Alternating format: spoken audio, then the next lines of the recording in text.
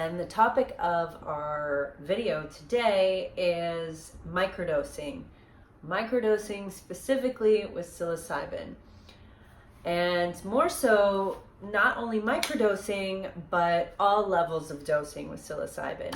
And I want to just touch on every level of dosing and what to expect, and possibly the reasons for choosing specific dosing protocols with psilocybin, so that you can get a clear understanding of how to work with this medicine based on your needs, your intentions, and your desired outcome.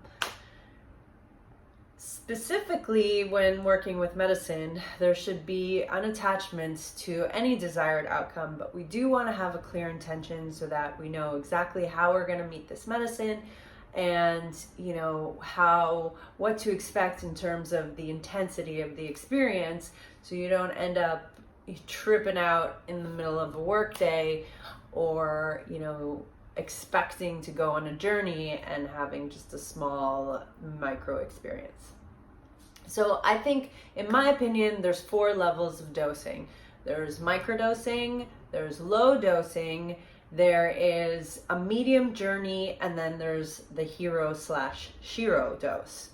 So I'll start with the microdose. And again, this all depends on everybody's sensitivity. Personally, I'm very sensitive to plant medicine. I have been smoking cannabis for a very long time, and I still pretty much stay within the low dose, lower THC limits, because I don't typically like to get too high.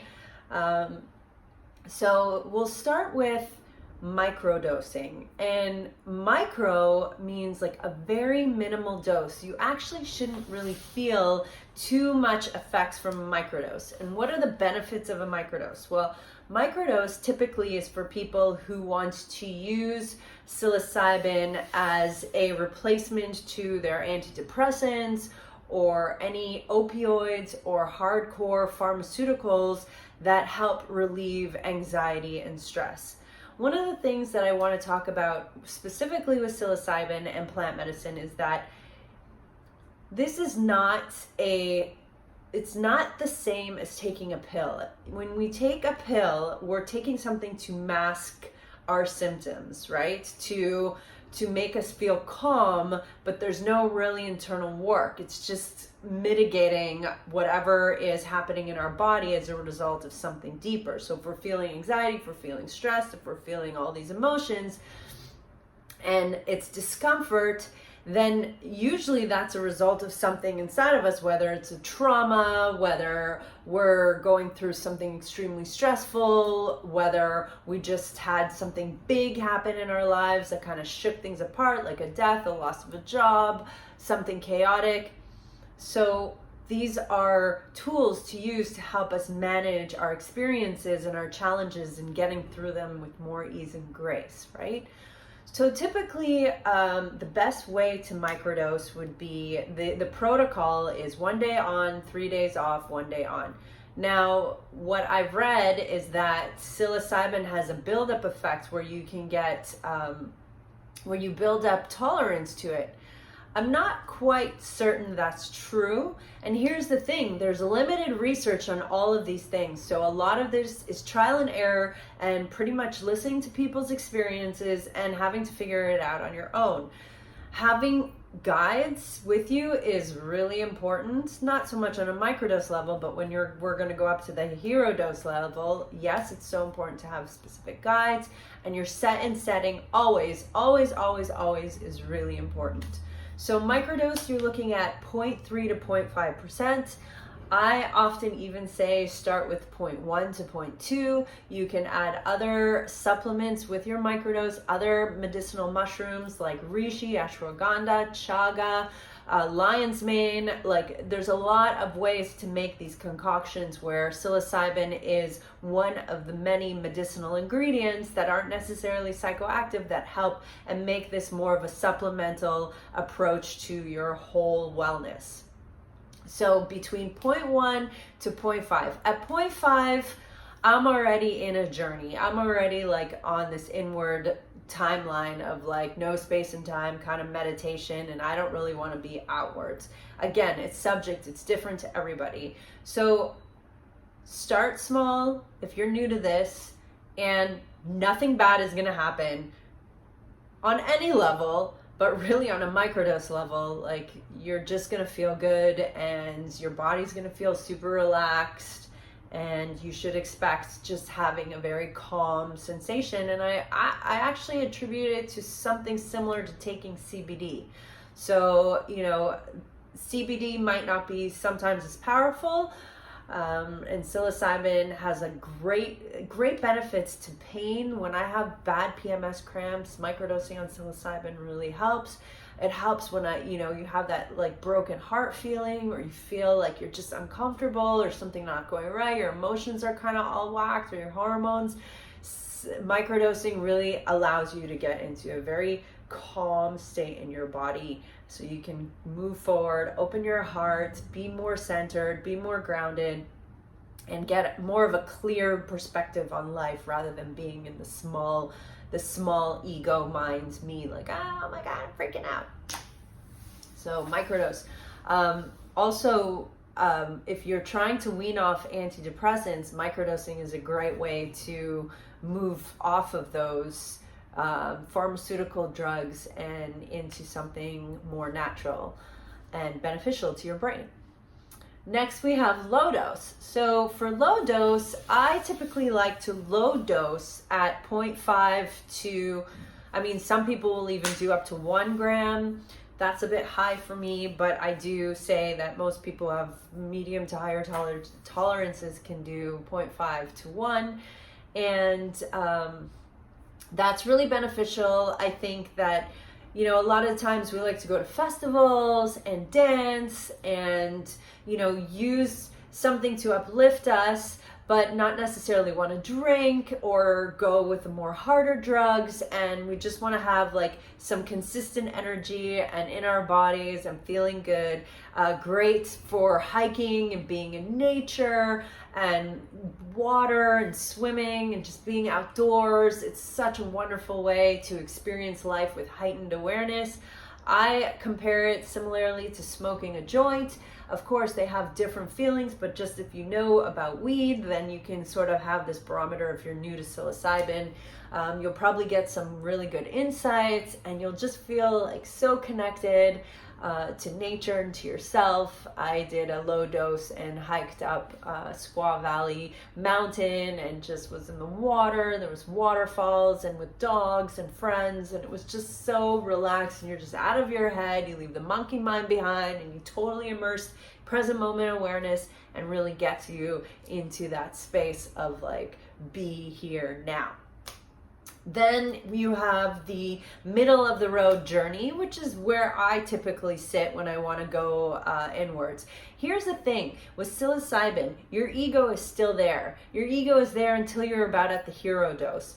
And so you have to understand that if you're looking for like a deep healing, if you're looking to be like, just go inwards and face the shit and like move through the muck, then a medium dose isn't necessarily going to do all of that. It's definitely going to help, but your ego is still there and it's still influencing. And so I think that a medium dose is for people who have worked with the medicine before. They understand where their ego is talking and where their higher self is talking. And it's a good way to sit with yourself for a few hours and have like an inward journey into stuff that's kind of been challenging, or stuff that you want to work out, or maybe getting into more creative space. And I typically like to just lie down. I get very like mushroom body, like, oh, chill. The mushroom body is when you really don't want to move and your body is so relaxed. There are times where you're going to feel that stomach, like you'll get like this roller coaster feeling, especially on the higher level doses. And, you just have to kind of move through that. It's just part of the medicine. It is like somewhat of a poison in your body, and your body's like, oh, what is this stuff, And so you just move through it. Don't focus too much on that, because that could get you into your mind. You just want to like breathe, do some movements, let it just move through you. And then after a few minutes, it should move out of that roller coaster. Woo. Sometimes when people drink tea or have cayenne and cacao, they don't have so much of that stomach effect. So those are why chocolates are made, and tea is also a good way because you're not digesting it. But tea comes on a lot stronger in my experience. And so when you're in the middle, also a good place to be in nature. Sometimes I just go lie down in my bed because my eyes are closed the whole time. With psilocybin, there's many ways. You can have very different journeys. You can be in an outward journey, and it's all about being in your environment, with friends and nature, or you close your eyes and you just go on an inward journey, and you could be at home somewhere safe. Obviously, it's really important when you start working with the middle to high levels dosages that you have a guide with you or somebody you trust if you're new to this experience. Personally, I can journey on my own now with psilocybin, but it's always a good idea to have somebody around in case you need that support. Then you have the hero dose, and I haven't done many hero doses, but they are a very intense experience. You have to, in all of these cases, the key is to surrender. You just surrender to the medicine, you surrender to what's going on, and you just accept it and you allow it to teach you.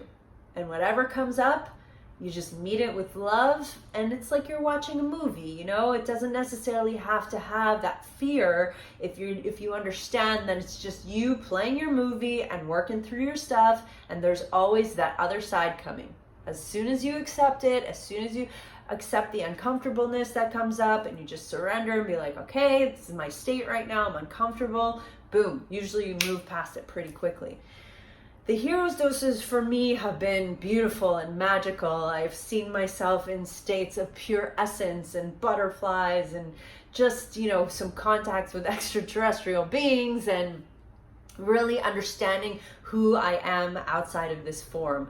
I believe that a hero's dose is great for people who want to get into to really see what it's like to be in this altered state, in this no time and space, this state of pure beingness, and to understand our human experience from a more vast perspective. And once we can get into that, then we understand how to work with the medicine more, we understand how to handle life more, because we don't see things as so like in this little box. It's not so linear. It becomes a bigger picture scenario, and we can start handling things a lot better because we remember this is not our only experience here, and also this is not really who we are, just this little, stressful things. I got a ticket, my relationship, my kids, my family, my friends, all these things are just experiences in this bigger, beautiful mystery world that we live in.